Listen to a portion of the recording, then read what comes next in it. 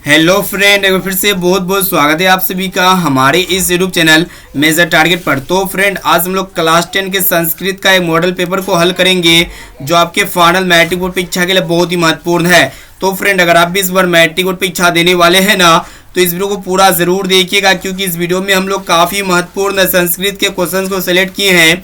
ये सभी प्रश्न आपका एनसीईआरटी के न्यू पैटर्न पर आधारित है। तो फ्रेंड, अगर आप भी इस बार मैट्रिक की परीक्षा देने वाले हैं ना, तो इस वीडियो को पूरा जरूर देखिएगा, क्योंकि ये सभी प्रश्न जो है ना 2023 के फाइनल मैट्रिक बोर्ड परीक्षा में 100% 100% गारंटी है कि लड़ेगा ही लड़ेगा। तो फ्रेंड, फटाफट से वीडियो को लाइक कर दीजिएगा। चैनल पर नए हैं ना, तो प्लीज़ दोस्तों चैनल को सब्सक्राइब करके बेल आइकन को प्रेस करके ऑल पर जरूर सेलेक्ट कर लीजिएगा। और दोस्तों, जो भी विद्यार्थी अभी तक हमारे व्हाट्सएप ग्रुप में नहीं जुड़े हैं ना, तो ये मेरा व्हाट्सएप नंबर हो गया, आपको व्हाट्सएप नंबर दे रहे हैं, देखिएगा यहाँ पे 6206076569, ठीक है। इसमें आप लोग हाई बोलिए, आपको जो ना व्हाट्सएप ग्रुप में ऐड कर दिया जाएगा। तो चलिए शुरू करते हैं यहाँ पे आज के पहले नंबर प्रश्न से, जो कि मोस्ट इंपोर्टेंट है कि जीवन का श्रेष्ठ लक्ष्य क्या होना चाहिए, मोस्ट इंपोर्टेंट है। तो फ्रेंड, ऑप्शन ए में आपका दिया शांति, या फिर ऑप्शन बी है विश्व कल्याण, या फिर सदाबहार, और ऑप्शन डी में आपका दिया हुआ ये सभी। तो दोस्तों, जीवन का जो श्रेष्ठ लक्ष्य होना चाहिए ना, शांति होना चाहिए, विश्व कल्याण होना चाहिए, और इनके साथ साथ सदा होना चाहिए, यानी कि ये सभी होना चाहिए। ऑप्शन नंबर डी यहाँ पे जो है ना बिल्कुल ही करेक्ट आंसर हो जाएगा। अब चलिए फ्रेंड, देखते हैं यहाँ पे अगला प्रश्न है।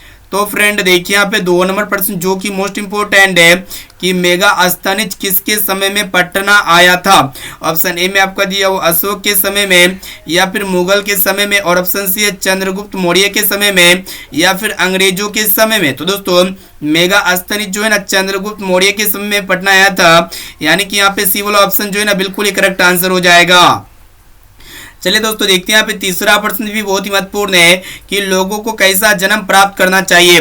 ऑप्शन ए में आपका दिया हुआ भारत के दिल में, या फिर भारत के किनारे में, या फिर भारत के मध्य में, या फिर भारत के वन में। तो दोस्तों, लोगों को जो है ना भारत के दिल में जन्म प्राप्त करना चाहिए, यानी कि यहाँ पे ए वाला ऑप्शन जो है ना बिल्कुल ही करेक्ट आंसर हो जाएगा। अब चलिए फ्रेंड, देखते हैं यहाँ पे अगला प्रश्न है।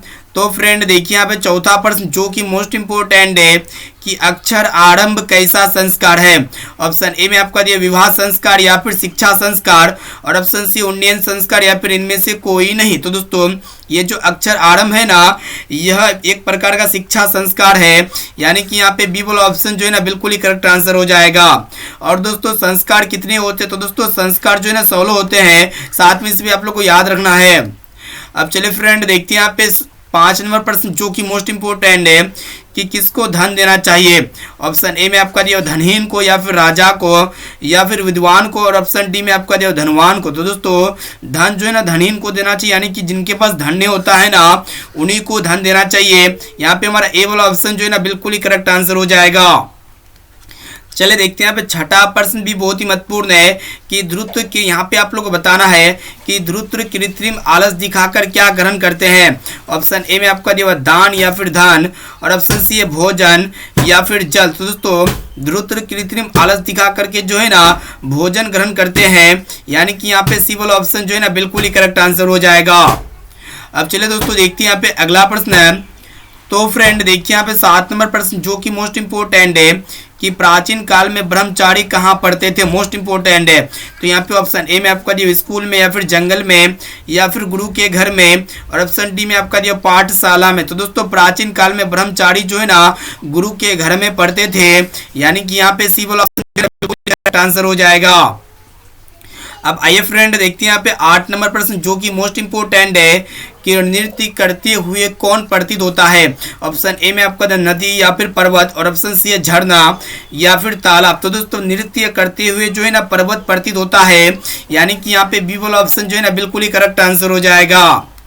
अब चलिए दोस्तों, देखते हैं यहाँ पे अगला प्रश्न है। तो फ्रेंड देखिए यहाँ पे 9 नंबर प्रश्न, जो कि मोस्ट इंपोर्टेंट है कि नरक के दरवाजे कितने होते हैं। ऑप्शन ए में आपका दिया 4, या फिर 3, और ऑप्शन सी है 2, और ऑप्शन डी में आपका दिया हुआ है 8। तो दोस्तों, नरक के जो है ना 3 दरवाजे होते हैं, यानी कि यहाँ पे बी वाला ऑप्शन जो है ना बिल्कुल ही करेक्ट आंसर हो जाएगा। अब चलिए फ्रेंड, देखते हैं यहाँ पे 10 नंबर प्रश्न, जो कि मोस्ट इंपोर्टेंट, देखिएगा क्या करा है कि देवलोक का मार्ग किससे प्रशस्त है। ऑप्शन ए में आपका दिया असत्य से, या फिर सत्य से, और ऑप्शन सी लोभ से, या फिर त्याग से। तो दोस्तों, देवलोक का मार्ग जो है ना किससे प्रशस्त है वही आप लोग को बताना है। तो दोस्तों देवलोक का मार्ग जो है ना सत्य से प्रशस्त है, यानी कि यहाँ पे बी वाला ऑप्शन जो है ना बिल्कुल ही करेक्ट आंसर हो जाएगा। अब आइए दोस्तों देखते हैं यहाँ पे 11 नंबर प्रश्न जो कि काफी महत्वपूर्ण है, मोस्ट इंपोर्टेंट है। तो प्रश्न को देखिएगा क्या करा है कि याज्ञवल्क्य ने अपनी पत्नी का नाम क्या था, यानी कि याज्ञवल्क्य की पत्नी का नाम क्या था। ऑप्शन ए में आपको मैत्रेय या फिर गार्गी या फिर गंगा देवी या फिर मिथिलेश कुमारी। तो दोस्तों याज्ञवल्क्य की पत्नी का नाम जो है ना मैत्रेय था, यानी कि यहाँ पे ए वाला ऑप्शन जो है ना बिल्कुल ही करेक्ट आंसर हो जाएगा।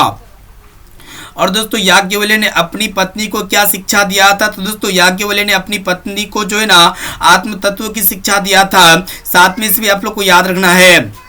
अब चले फ्रेंड देखते हैं यहाँ पे 12 नंबर प्रश्न को देखिएगा जो कि मोस्ट इंपोर्टेंट है कि समाज सुधारक कौन थे। ऑप्शन ए में आपका दिया हुआ स्वामी दयानंद या फिर ऑप्शन बी में आपका दिया हुआ राधा मोहन या फिर ऑप्शन सी में आपका दिया हुआ है राम स्वरूप शुक्ल या फिर गणेश ओझा। तो दोस्तों यहाँ पे आप लोग को बताना है कि समाज सुधारक जो है ना स्वामी दयानंद जी थे, यानी कि यहाँ पे ए वाला ऑप्शन जो है ना बिल्कुल ही करेक्ट आंसर हो जाएगा।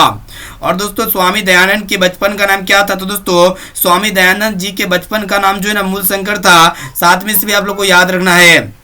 अब आइए दोस्तों देखते हैं यहाँ पे 13 नंबर प्रश्न जो कि मोस्ट इंपोर्टेंट है कि कैमुदी महोत्सव कहाँ मनाया जाता था। ऑप्शन ए में आपका दिया वैशाली में या फिर गया में या फिर पाटलिपुत्र में या फिर मुजफ्फरपुर में। तो दोस्तों कैमुदी महोत्सव जो है ना पाटलिपुत्र में मनाया जाता था, यानी कि यहाँ पे सी वाला ऑप्शन जो है ना बिल्कुल ही करेक्ट आंसर हो जाएगा। और दोस्तों कैमुदी महोत्सव किस ऋतु में मनाया जाता है। तो दोस्तों कैमुदी महोत्सव जो है ना शरद ऋतु में मनाया जाता है। साथ में इसे भी आप लोग को याद रखना है। चलिए दोस्तों देखते हैं यहाँ पे 14 नंबर प्रश्न जो कि मोस्ट इंपोर्टेंट है कि रामायण पाठ के रचनाकार कौन है। ऑप्शन ए में आपका दिया सूरदास या फिर वाल्मीकि और ऑप्शन सी वेद व्यास या फिर कालिदास। तो दोस्तों रामायण पाठ के जो रचयिता है ना कौन है वही आप लोग को बताना है। तो दोस्तों वाल्मीकि है, यानी कि यहाँ पे बी वाला ऑप्शन जो है ना बिल्कुल ही करेक्ट आंसर हो जाएगा। तो फ्रेंड वीडियो को साथ में लाइक कर दीजिएगा और चैनल पर नए हैं ना तो प्लीज दोस्तों चैनल को सब्सक्राइब कर लीजिएगा। अब चले दोस्तों देखते हैं यहाँ पे 15 नंबर प्रश्न जो कि मोस्ट इंपोर्टेंट है। देखिएगा क्या कर रहा है कि अशांति मानवता का क्या कर रही है। ऑप्शन ए में आपका दिया उन्नति या फिर विनाश और ऑप्शन सी है ऊपर या फिर नीचे। तो दोस्तों अशांति मानवता का जो है ना विनाश कर रही है, यानी कि यहाँ पे बी वाला ऑप्शन जो है ना बिल्कुल ही करेक्ट आंसर हो जाएगा। अब आइए फ्रेंड देखते हैं यहाँ पे 16 नंबर प्रश्न को देखिएगा क्या कर रहा है कि न्याय दर्शन के संस्थापक कौन है। ऑप्शन ए में आपको दिया व्यास या फिर गौतम या फिर चाणक्य या फिर यास्क। तो दोस्तों न्याय दर्शन के जो संस्थापक है ना गौतम है, यानी कि यहाँ पे बी वाला ऑप्शन जो है ना बिल्कुल ही करेक्ट आंसर हो जाएगा। अब चलिए फ्रेंड देखते हैं यहाँ पे अगला प्रश्न है। तो फ्रेंड देखिए यहाँ पे 17 नंबर प्रश्न भी बहुत ही महत्वपूर्ण है कि भारत के प्रति हमारा कर्तव्य वो होना चाहिए। ऑप्शन ए में आपका जो भक्ति या फिर शक्ति या फिर दया या फिर मोह। तो दोस्तों भारत के प्रति हमारा कर्तव्य जो है ना क्या होना चाहिए, भक्ति होना चाहिए, यानी कि यहाँ पे ए वाला ऑप्शन जो है ना बिल्कुल ही करेक्ट आंसर हो जाएगा। चलिए देखते हैं यहाँ पे 18 नंबर प्रश्न क्या कर रहा है कि स्वामी दयानंद का जन्म कब हुआ था। मोस्ट इंपोर्टेंट ये भी प्रश्न आपके बोर्ड परीक्षा के लिए। ऑप्शन ए में आपका दिया 1854 में या फिर 1824 में या फिर 1830 में या फिर 1849 में। तो दोस्तों स्वामी दयानंद जी का जन्म जो हुआ था ना 1824 में हुआ था, यानी कि यहाँ पे बी वाला ऑप्शन जो है ना बिल्कुल ही करेक्ट आंसर हो जाएगा।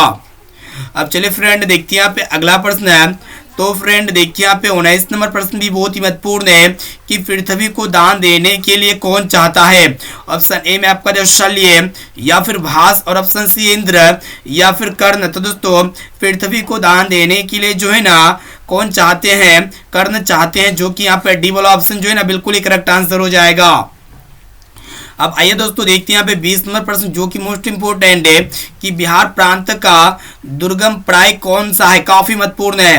तो यहाँ पे ऑप्शन ए में आपका दिया हुआ जिवड़ा खाक टोला या फिर बसावन टोला या फिर भीकन टोला और ऑप्शन डी में आपका दिया हुआ है हरिजन टोला। तो दोस्तों बिहार प्रांत का दुर्गम प्राय गांव जो है ना कौन सा है वही आप लोग को बताना है। तो दोस्तों भीकन टोला है, यानी कि यहाँ पे सी वाला ऑप्शन जो है ना बिल्कुल ही करेक्ट आंसर हो जाएगा।